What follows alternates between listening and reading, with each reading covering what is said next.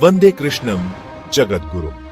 सदियों से भारतवर्ष की पुण्य भूमि पर अनेक दिव्य अवतारों ने जन्म लिया, परंतु श्री कृष्ण जैसा योगेश्वर, नीतिज्ञ, प्रेम मूर्ति और धर्म रक्षक अद्वितीय है। आज हम जानेंगे श्री कृष्ण के संपूर्ण जीवन का पावन चरित्र।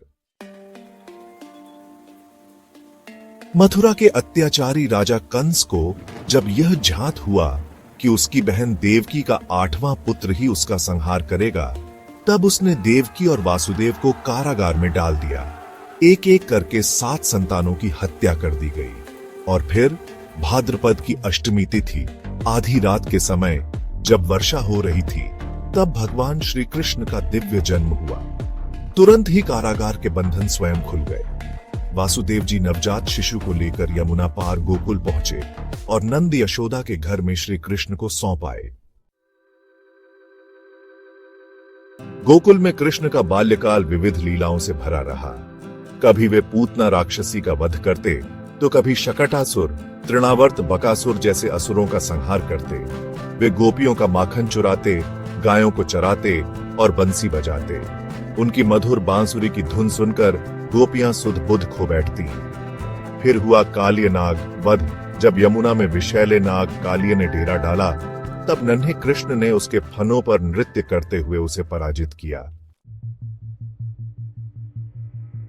इंद्रदेव के क्रोध से जब गोकुलवासी वर्षा और तूफान से पीड़ित हुए, तब श्री कृष्ण ने अपनी छोटी अंगुली पर गोवर्धन पर्वत उठाकर 7 दिन तक सभी को शरण दी। तब इंद्र ने अपनी भूल स्वीकार की और श्री कृष्ण को गोविंद कहा।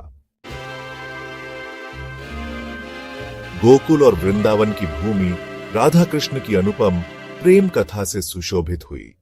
रासलीला, होली, झूलन और विविध उत्सवों में श्री कृष्ण और गोपियों के साथ राधा रानी की अमर प्रेम गाथा अमूल्य है। बाल्यकाल के उपरांत कृष्ण ने मथुरा गमन किया, जहां उन्होंने मल्ल युद्ध में छाणूर और मुष्टिक जैसे योद्धाओं को परास्त किया और फिर अत्याचारी कंस का वध कर अपनी माता पिता को मुक्त किया। इसके पश्चात श्री कृष्ण ने सागर तट पर द्वारका नगरी की स्थापना की। वहां उन्होंने रुक्मिणी जी का हरण किया और अनेक रानियों से विवाह कर एक धर्मनिष्ठ राज्य की स्थापना की। श्री कृष्ण ने कौरव पांडव युद्ध में अर्जुन के सारथी का दायित्व निभाया। जब अर्जुन रणभूमि में मोहग्रस्त हुए, तब श्री कृष्ण ने श्रीमद्भगवद गीता का दिव्य उपदेश दिया। कर्म करो, फल की चिंता मत करो। जो हुआ अच्छा हुआ, जो हो रहा है अच्छा हो रहा है।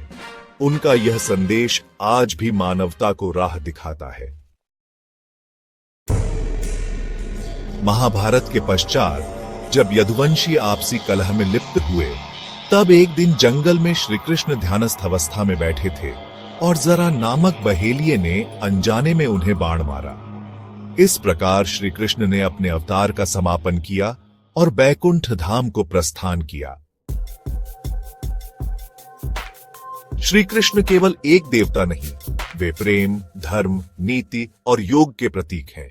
उनका जीवन हमें सत्य, कर्तव्य और आत्मा की पहचान सिखाता है। जय श्री कृष्ण।